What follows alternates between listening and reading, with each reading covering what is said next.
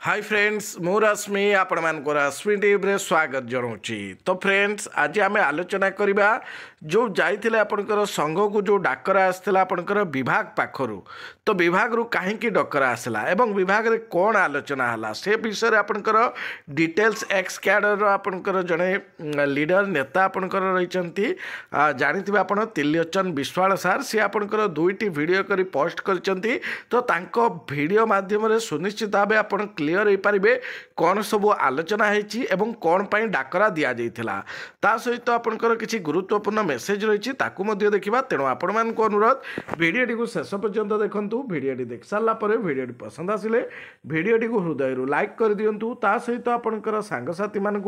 भिडियोटी को व्हाट्सएप और फेसबुक माध्यम शेयर करने बिल्कुल भी भूलु ना ता सहित एवं सुधा जब चैनल टी को सब्सक्राइब करना सर्वप्रथम चैनल टी को सब्सक्राइब कर दिंतु एवं ता पाखरे आसुवा ऑल नोटिफिकेशन बेल आइकन टी को प्रेस कर दिंतु जहाँफल कि ये लेटेस्ट अपडेट सर्वप्रथम आपण मैंने आम चैनल माध्यम पाइपर डेरी नक चलतु आजकार जो गुरुत्वपूर्ण खबर रही देखी नवा तो देखु गोटे असेपारू अत्यंत जरूरी लेखाई गोटे चिठी आसी जोटा कि असेपा तरफ कराई लेटर नंबर रही 1191 डेट रही 26/1/2024 रही सब्जेक्ट अनुपम शाह जी कि आपंकर राज्य प्रकल्प निर्देशक अच्छा सी लेटर कर समस्त जिलापाल तथा अध्यक्ष समग्र शिक्षा ओडिशा को सब्जेक्ट रही प्राथमिक और उच्च प्राथमिक विद्यालय छात्र छात्री मान भाषा साहित्य और सृजनशीलतार उत्सव निमंते निर्देशावली रही प्रसंग सूचना रही 22/12/2023 लिखर चिठी अनुଯାयी मु एत द्वारा आपण मानकर अवगति निमंते जनावछु कि चलित वर्ष फेब्रुआरी 3 ରୁ 5 तारीख मध्य विश्व ओडिशा भाषा सम्मेलन अनुष्ठित होगाकू जाऊँगी दृष्टि रखी विद्यालय गणशिक्षा विभाग ओडिशा सरकार तरफ राज्यर समस्त प्राथमिक और उच्च प्राथमिक विद्यालय छात्र छात्री मानकर प्रतिभा एवं सृजनशीलता को उत्साहित करने निमंते 3 तारीख दिन विद्यालय स्तर में 4 तारीख दिन ब्लॉक स्तर में 5 तारीख दिन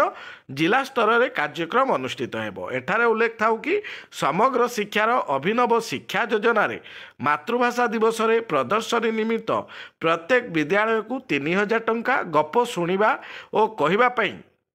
प्राथमिक विद्यालय को 1000 टंकार आर्थिक अनुदान असेपार पत्र संख्या अनुଯାयी प्रेरण करा उपरोक्त कार्यक्रम यह दुईटी उपविभाग निमंते दि जाइथिबा अर्थ राशि व्यय करेंगे एतद व्यतीत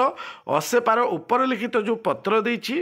ताकू मध्य पठाई विद्यालय ब्लॉक जिला स्तर में यह कार्यक्रम गुड़ी को सुचारू रूपे पालन करने एक विस्तृत निर्देशावली दि जाइछि उक्त कार्यक्रम को सुचारू रूपे परिचालना करने आप मानकर सहयोग नित्यांत आवश्यक रही गोटे मेसेज रही जोटा कि नरेश सारंकर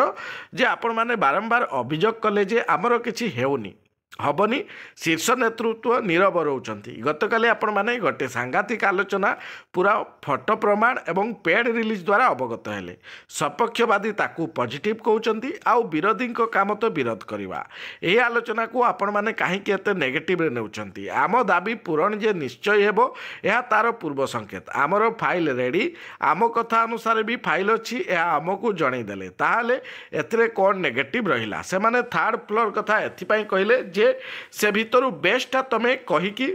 नहीं जाओ आउ शीघ्र लागिकी नहीं जाओ थर्ड फ्लोर भी ग्रीन सिग्नाल ऑलरेडी दे सारी आम भितर से जाए गला भली लंबा हाथ भी अच्छी से अंटा भिड़ी किंतु आपण माने एठी जो माने आंदोलन कथा कहते तार प्लान तो आंदोलन भी हवा निश्चित आवश्यक ता सहित ये जे कथा सी भी आपंकर तर्जमा कर आवश्यकता रही तो ये चलतु जो त्रिलोचन सारंकर वीडियो रही देखी नवा। नमस्कार मोर सारा ओडिशार समस्त एस कैडर गणशिक्षक भाई भाई मानू मु पवित्र साधारणतंत्र दिवस उपलक्षे प्रणाम जनाऊँगी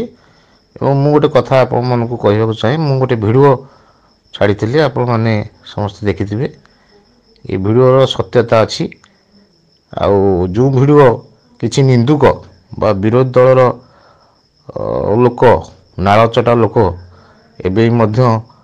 चलीगला ताकू समर्थन करुवा लोक गोले मेढ़ा परी समर्थन करुवा लोक से माने विरोध करुँच हे तो से विरोध दल से विरोध करेंगे से भितर किसी कहार नहीं आम से सब विरोध कर विरोध करुवे से कथा हास्यास्पद ସେଗୁଡ଼ା ଶୁଣିବାର ନାହିଁ କି ସେମାନଙ୍କ କଥାକୁ ଭୃକ୍ଷେପ କରିବାର ଅଛି। କିନ୍ତୁ ମୁଁ ଆମର ଯେଉଁମାନେ ସଂଗଠନକୁ ସମର୍ଥନ କରୁଛନ୍ତି ସେମାନଙ୍କ ପାଇଁ ମୁଁ ଗୋଟେ ମେସେଜ ଦେବାକୁ ଚାହୁଁଛି ଯେ ଆପଣମାନଙ୍କୁ ଆଗରୁ ଯେଉଁ କଥା ଆମେ କହିଥିଲୁ ଯେ ଇନକ୍ରିମେଣ୍ଟ ପ୍ରଦାନ କରାଯିବ, ଆଉ ଯେଉଁମାନେ ଗଣଶିକ୍ଷକ ଅଛନ୍ତି OTET ପାସ୍ କରିଛନ୍ତି ସେମାନଙ୍କୁ ରେଗୁଲାର କରାଯିବ, ଆଉ କିଛି ଗଣଶିକ୍ଷକଙ୍କର ଯେଉଁମାନେ ଗଣଶିକ୍ଷକରେ ସେମାନଙ୍କ ଦରମା ମଧ୍ୟ ବଢ଼ିବ, ଆଉ ମେ ବି ଆମର ଯେଉଁ other benefit example promotion benefit, ତାପରେ ପୂଜା ଆଡ଼ଭାନ୍ସ ବେନିଫିଟ୍, ତାପରେ CRC RSP ଏସବୁ ବେନିଫିଟ୍ ଯେଉଁମାନଙ୍କ ରେଗୁଲାର ଟିଚରଙ୍କ ଅଛି ତା ପାଇଁ ଆମେ ବିଚାର ବିମର୍ଶ କରିଛୁ ସରକାରଙ୍କ ସହିତ। ସରକାର କରିପାରନ୍ତି ନ କରିପାରନ୍ତି ତା ଉପରେ କିଛି ଆମକୁ ଏପର୍ଯ୍ୟନ୍ତ ମେସେଜ ଆସିନାହିଁ, କିନ୍ତୁ ଏଇ କଥା ମେସେଜ ଆସିଛି ଯେ ଇନକ୍ରିମେଣ୍ଟ ନିଶ୍ଚିନ୍ତ ଭାବେ ହେଉଛି, ଆଉ ଯେଉଁ ଆମର ରହିଯାଇଥିବା ଗଣଶିକ୍ଷକ OTET ପାସ୍ କରିଛନ୍ତି ଯେଉଁମାନେ ସେମାନେ ରେଗୁଲାର ହେଉଛନ୍ତି। ଏଇସବୁ କଥା ପାଇଁ ଆମର ବିଗତ ଦିନରେ ବି ଆଲୋଚନା ସେ କଥା ହେଇଥିଲା। ଆଜି ମଧ୍ୟ ଗଭର୍ଣ୍ଣମେଣ୍ଟ ସେ କଥା ଡାକିଥିଲା। ଆମେ କିଛି ଦିନ ପୂର୍ବରୁ ଗୋଟେ ମେମୋରାଣ୍ଡମ୍ ଦେଇଥିଲୁ ଗଭର୍ଣ୍ଣମେଣ୍ଟକୁ ଯେ ବହୁତ ଡିଲେ ହେବା ଯୋଗୁଁ ପିଲାମାନଙ୍କ ଭିତରେ ଅସନ୍ତୋଷ ପ୍ରକାଶ ପାଇଲେଣି, ତେଣୁ ଏ କଥାକୁ ଗଭର୍ଣ୍ଣମେଣ୍ଟ ଲକ୍ଷ୍ୟ କରି ଆମକୁ ଡାକିଥିଲା ଏବଂ ସେଇ କଥା ବିଷୟରେ ମଧ୍ୟ ଆଲୋଚନା କଲା। ଯେଉଁ କଥାଟା କି ଇନକ୍ରିମେଣ୍ଟ ପ୍ରଦାନ ଏବଂ ରହିଯାଇଥିବା ଗଣଶିକ୍ଷକ ରେଗୁଲାର ହେବା ଏ କଥା ବିଷୟରେ ଆଲୋଚନା କରାଯାଇଛି। ସରକାର ଖୁବ୍ ଶୀଘ୍ର ଏ କଥାକୁ କାର୍ଯ୍ୟକାରୀ କରିବା ପାଇଁ ଲାଗି ପଡ଼ିଛନ୍ତି, ଖୁବ୍ ଶୀଘ୍ର ବାହାର କରିବେ। ତେଣୁ ଆପଣମାନେ ଯେଉଁମାନେ ଆମର ହିତାକାଂକ୍ଷୀ ଅଛନ୍ତି, ଯେଉଁମାନେ ଏ ବିଷୟରେ ଜାଣିବା ପାଇଁ ଚାହୁଁଛନ୍ତି ସେମାନଙ୍କୁ ଆମେ এই ବାର୍ତ୍ତା ମାଧ୍ୟମରେ ଜଣାଇଛୁ। ଯଦି ସେ ଭିଡ଼ିଓଟି ଆପଣଙ୍କୁ ସ୍ପଷ୍ଟ ହେଇନି, ଏଇଟା ନିଶ୍ଚିନ୍ତ ଭାବେ ଆପଣଙ୍କୁ ସ୍ପଷ୍ଟ ବାର୍ତ୍ତା ଆସିଲା ଯେ ନୂଆ କିଛି ନାହିଁ, ଆମେ ପୂର୍ବରୁ ଯାହା କହିଥିଲୁ ସେଇ କଥା ଆଜି ଆଲୋଚନା ହେଇଛି ଯେ ଖୁବ୍ ଶୀଘ୍ର ସରକାର ଏଗୁଡ଼ିକ ସବୁ କାର୍ଯ୍ୟକାରୀ କରୁଛନ୍ତି। ଖାଲି ଆମର ନୁହଁ, 181ଟା ୟୁନିୟନର ମଧ୍ୟ ଯାଇଛି ସରକାରଙ୍କ ପାଖକୁ ଆଲୋଚନା ପରିସର ଭିତରକୁ। ତେଣୁ ସମସ୍ତଙ୍କର ନିଶ୍ଚିନ୍ତ ଭାବେ ମାନ୍ୟବର ମୁଖ୍ୟମନ୍ତ୍ରୀ ଡିକ୍ଲେୟାର କରିବେ ବୋଲି ଆଶା ପୋଷଣ କରୁଛୁ। ଖୁବ୍ ଶୀଘ୍ର ଏହା ନିଶ୍ଚିନ୍ତ ଭାବେ ଫାଇନାଲ୍ ହେବ, ତେଣୁ ଆପଣମାନେ ଆଶା ଭରସା ରଖନ୍ତୁ। ଧନ୍ୟବାଦ, ଧନ୍ୟବାଦ, ଧନ୍ୟବାଦ। ଜୟ ଜଗନ୍ନାଥ। ନମସ୍କାର, ମୋର ଓଡ଼ିଶାର ସମସ୍ତ ଏସ୍କାଡର ଗଣଶିକ୍ଷକ ଭାଇ ଓ ଭଉଣୀମାନେ, ମୁଁ ଆଜି ଆପଣମାନଙ୍କୁ ଗୋଟେ କଥା କହିବାକୁ ଚାହୁଁଛି। ଯଦି ଆପଣମାନେ ଜାଣିଥିବେ ଆଜି ଗଭର୍ଣ୍ଣମେଣ୍ଟ ବିଭିନ୍ନ ୟୁନିୟନକୁ ଡାକିଥିଲେ, ସେଥିମଧ୍ୟରୁ ଏସ୍କାଡର ୟୁନିୟନକୁ ମଧ୍ୟ ଡାକିଥିଲେ। ଆମ ୟୁନିୟନରୁ ବୁଲୁ ବେହେରା ଆମ ରିପ୍ରେଜେଣ୍ଟେଟିଭ୍ ଭାବେ ଆଜି ଯାଇଥିଲେ ଏବଂ ଯେଉଁ କଥା ପୁରୁଣା କଥା ସେଇ କଥା ଆଲୋଚନା ହେଇଥିଲା ଯେ ଇନକ୍ରିମେଣ୍ଟ ପ୍ରଦାନ ଯେଉଁମାନେ ରହିଯାଇଛନ୍ତି ସେମାନଙ୍କୁ ଇନକ୍ରିମେଣ୍ଟ ପ୍ରଦାନ, ଆଉ ଯେଉଁ ପିଲାମାନେ OTET ପାସ୍ କରିଛନ୍ତି ଗଣଶିକ୍ଷକମାନଙ୍କୁ ରେଗୁଲାର କରିବା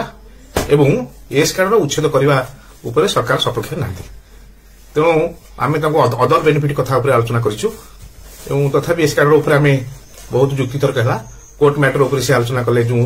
619 ପିଲା କିଛି ଯେଉଁ କୋର୍ଟରେ କେସ୍ କରି ସେମାନେ ରେଗୁଲାର ହେଇଛନ୍ତି ତା ଉପରେ ମଧ୍ୟ ଆଲୋଚନା କଲେ।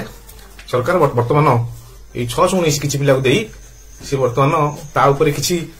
ଆମମାନଙ୍କ ଉପରେ ଯେତେବେଳେ ଆମେ ଆଲୋଚନା କରୁଛୁ ଯେ ଏସ୍କାଡର କାହିଁ ଉଠିବନି ବୋଲି, ସେ ଉପରେ ସେ ଗୋଟେ ନୀରବତା ଅବଲମ୍ବନ କରୁଛନ୍ତି। ତେଣୁ ଆଜି ଯେଉଁ ଆଲୋଚନା ହେଇଛି ସେ ପୁରୁଣା ଆଲୋଚନା, ସେ କିଛି ନୂଆ କିଛି ନାହିଁ। ସେଇ ସରକାର ସେ କଥାଟାକୁ ଯେଉଁ ବର୍ତ୍ତମାନ ଆନ୍ଦୋଳନର ଡାକରା ଆସୁଛି ସେ କଥାଟାକୁ ଏଡ଼େଇବା ପାଇଁ ବୋଧେ ଏ ଆଜି ମିଟିଂ ଡାକିଥିଲେ, ହୁଏତ ସମସ୍ତଙ୍କୁ ଜଣାଇବା ପାଇଁ ଯେ ନାଇଁ ଆପଣମାନଙ୍କ ପାଇଁ ଆମେ କିଛି କରୁଛୁ। ନିଶ୍ଚିତ ଭାବେ ସରକାର କିଛି କରୁଛନ୍ତି, ଆପଣମାନେ ବ୍ୟସ୍ତ ହୁଅନ୍ତୁନି। 181ଟା ୟୁନିୟନ ଯେତେବେଳେ ଆଟ୍ ଏ ଟାଇମ୍ ତାଙ୍କର ମେମୋରାଣ୍ଡମ୍ ଦେଇଛନ୍ତି ଏବଂ ତାଙ୍କ ପାଇଁ କିଛି କିଛି ସରକାର ବିଧି ବ୍ୟବସ୍ଥା କରୁଛନ୍ତି, ଖୁବ୍ ଶୀଘ୍ର ଏହି ସମସ୍ୟାର ସମାଧାନ ହେଉଛି। ତେଣୁ ଆପଣମାନେ ଟିକେ ଧୈର୍ଯ୍ୟ ଧରନ୍ତୁ, ସହଯୋଗ କରନ୍ତୁ ସଂଗଠନକୁ, ନିଶ୍ଚିତ ଭାବେ ସମସ୍ୟା କିଛି ମାତ୍ରାରେ ସମାଧାନ ହେବ। ଧନ୍ୟବାଦ। ଏତିକି କହି ମୁଁ ଆପଣମାନଙ୍କୁ ବିଦାୟ ନେଉଛି। ଜୟ ଜଗନ୍ନାଥ।